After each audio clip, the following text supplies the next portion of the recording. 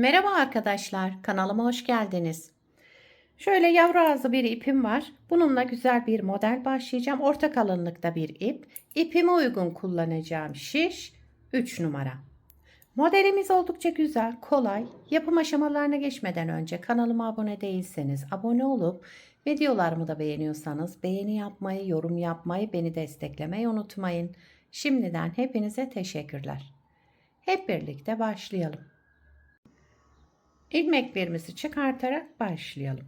Bu model için ilmek sayısı 6 ve 6'nın katları artı 3 olması gerekiyor. Yani her model 6 ilmekten oluşuyor şu şekilde.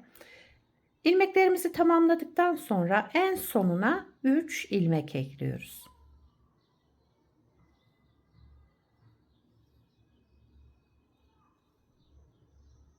Şöyle. Ben ilmeklerimi tamamlayıp geliyorum. Evet, ilmeklerimi çıkardıktan sonra birkaç sıra şöyle haroşa lastik yaptım. Haroşa lastiğimi ben sadece düz örerek yapıyorum. Hem ön yüzünde hem arka yüzünde. Şimdi örgümün ön yüzündeyim. Modelimiz 4 sıradan oluşuyor. Hep bu 4 sıranın tekrarını yapacağız. Birinci sıra ön yüzündeyim. Bütün ilmeklerimi düz örüyorum. Sıra sonuna kadar ilmeklerimizi düz örerek devam ediyoruz.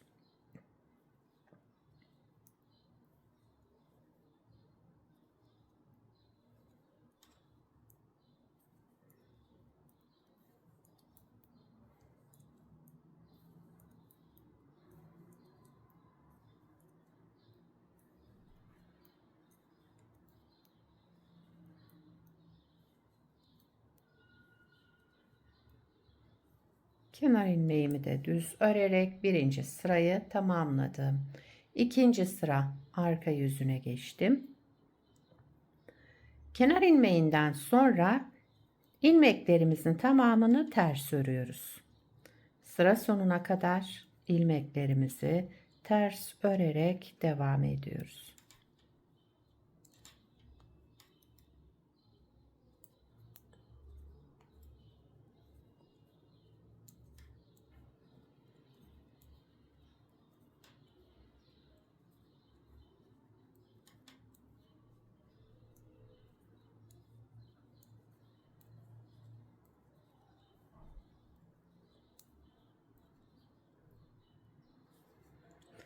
İkinci sıramızı da tamamladık. Üçüncü sıra ön yüzündeyim. Şimdi burada modelimizi şekillendireceğiz. Üçüncü sıra ön yüzünde. Kenar ilmeğinden sonra bir ilmek düz ördüm. Daha sonra ipi kendimden tarafa aldım. Sıradaki iki ilmeğimi şu şekilde önden alarak ters ördüm. Kestim, yani tek ilmeğe düşürdüm. Bir sonraki ilmeğe gelince önce ters ördüm. Şişimden çıkarmadan bir kez düz ördüm. Tekrar ters ördüm ipimi öne alarak. Yani bir ilmeği 3 kez örmüş olduk. 3 ilmek çıkarttık bir ilmekten. İpi tekrar kendimden tarafa aldım. Sıradaki 2 ilmeği ters örerek kestim. Bakın, buraya kadar bir model. Aynı şekilde devam ediyoruz. Bir düz ilmek, ipi kendimizden tarafa alalım. 2 ilmeğin ikisini bir alarak ters örelim. Sıradaki ilmeği 3 kez öreceğiz. Bakın, önce ters ördüm şu şekilde. Düz ördüm. Tekrar ters ördüm. Bir ilmekten 3 ilmek çıkardık. Tekrar kesme işlemi. 2 ilmeği bir alarak keselim. Ters ördüm. Bir düz ilmek, 2 ilmeği ters örerek keselim. Şöyle sıradaki ilmekten 3 ilmek çıkartacağız. Bir kez ters ördüm, bir düz ördüm, bir ters ördüm. Aynı ilmeği yani 3 kez örüyorum. Bakın, önce ters, düz, ters. İpi kendimizden tarafa alıp sıradaki 2 ilmeği de ikisini bir alarak ters örelim, keselim. Sıra sonunda bir düz, daha sonra kenar ilmeğinde düz örerek 3. sıramızı tamamladık. 4. sıra arka yüzündeyim. Son sıramız. Kenar ilmeğinden sonra bütün ilmeklerimizi ters örüyoruz. Sıra sonuna kadar ilmeklerimizi bakın şöyle tek tek alarak ters örelim. Ve modeli bir kez kurduk. Model böyle devam edecek. Hep bu 4 sıranın tekrarından oluşuyor. Kolay, güzel, gösterişli şöyle kabartmalı bir model. İsterseniz bebek örgülerinde, isterseniz çocuk örgülerinde, yetişkin örgülerinde de güzel olur. Ama çocuk ve bebek örgülerine bence daha da uyum sağlayacaktır bu model. Ona göre de iplerinizi tercih edersiniz. Şöyle. Evet, 4. sırayı da ters örerek tamamladım. Kenar ilmeğini ben düz örüyorum.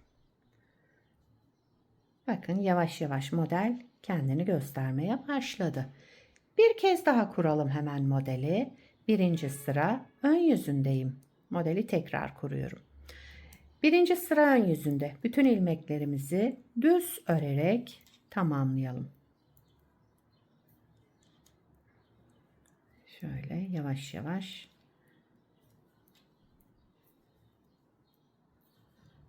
Model oldukça kolay. Örgüye yeni başlayanlar da bunu kolaylıkla yapabilirler. Sadece 3. sırada işte farklı bir işlem yapıyoruz. Kesme ve artırma olarak. Evet, 1. sıramızı düz örerek tamamladık. 2. sıra arka yüzüne geçtim. Kenar ilmeğinden sonra bütün ilmeklerimi ters örüyorum. 2. sıra arka yüzünde ilmeklerimizi ters örerek sıra sonuna kadar devam ediyoruz. Ben terslerimi bu şekilde yapıyorum. Şöyle. Sizin eliniz nasıl alışıksa öyle yapabilirsiniz.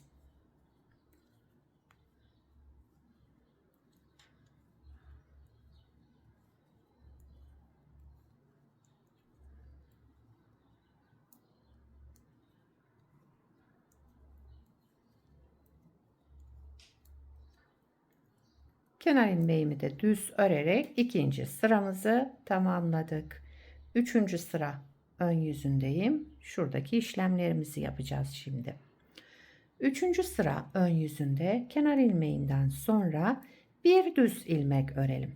Sıradaki ilmeğimizi bakın düz örelim. Daha sonra 2 ilmeği ön taraftan şöyle alarak ters örüyorum ve kestim, yani burada 2 ilmeği aldım, tek ilmeğe düşürdüm. Sıradaki ilmeğe gelince önce ters ördüm, şişimden çıkarmıyorum.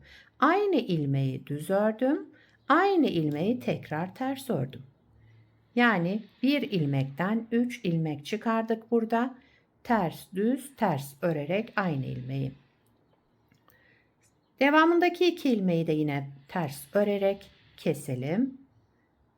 Arada bir düz ilmek. Modelde kaydırma yok. Bakın 1. modeli nasıl kurduysak aynı 2. modelde aynı hizaya denk gelecek. Bir düz ilmekten sonra 2 ilmek keselim ters örerek. Sıradaki ilmeğimizi de 3 kez öreceğiz. Önce ters örelim. Şişten çıkarmadan düz örelim. Şişten çıkarmadan bir kez daha ters örelim ve şişimizden çıkartalım. Sıradaki 2 ilmeğimizi de ters örerek kesiyoruz şöyle. Bir düz ilmek, diğer 2 ilmeği ikisini bir alıyorum, ters örerek kesiyorum. Ortadaki ilmeğe gelince önce ters ördüm, düz ördüm ve ters ördüm. Bir ilmekten 3 ilmek çıkarmış oldum. İpi kendimden tarafa aldım. Sıradaki 2 ilmeği ikisini bir aldım, ters ördüm. Sıra sonunda bir düz, daha sonra kenar ilmeğimi de düz örerek 3. sıramızı tamamladık. 4. sıra arka yüzündeyim. Kenar ilmeğimi örmeden aldım. Kenar ilmeğinden sonra bütün ilmeklerimi ters örüyorum.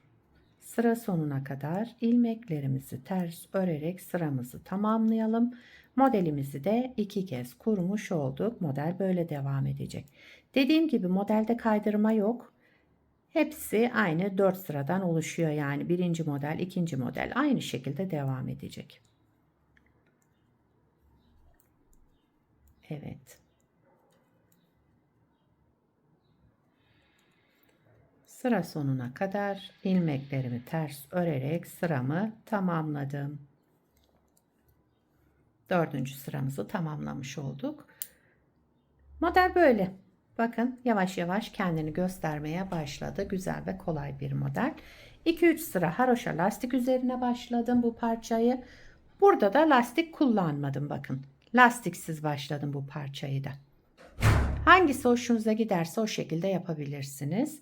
Yani böyle başlarsanız model lastik de istemiyor. Modelin arka yüzü de böyle. Yakadan başlama yelek hırkalarda da kullanabilirsiniz. Güzel, kabartmalı, şöyle gösterişli bir model. Sizler de nelerde kullanacaksınız bu modeli? Onları yorumlarda belirtirseniz sevinirim. Beni buraya kadar izlediyseniz bir beğeni yapmayı, yorum yapmayı, beni desteklemeyi unutmayın. Şimdiden hepinize teşekkürler. Yapacak olanlara kolay gelsin. Bir sonraki videoda görüşmek üzere. Hoşça kalın.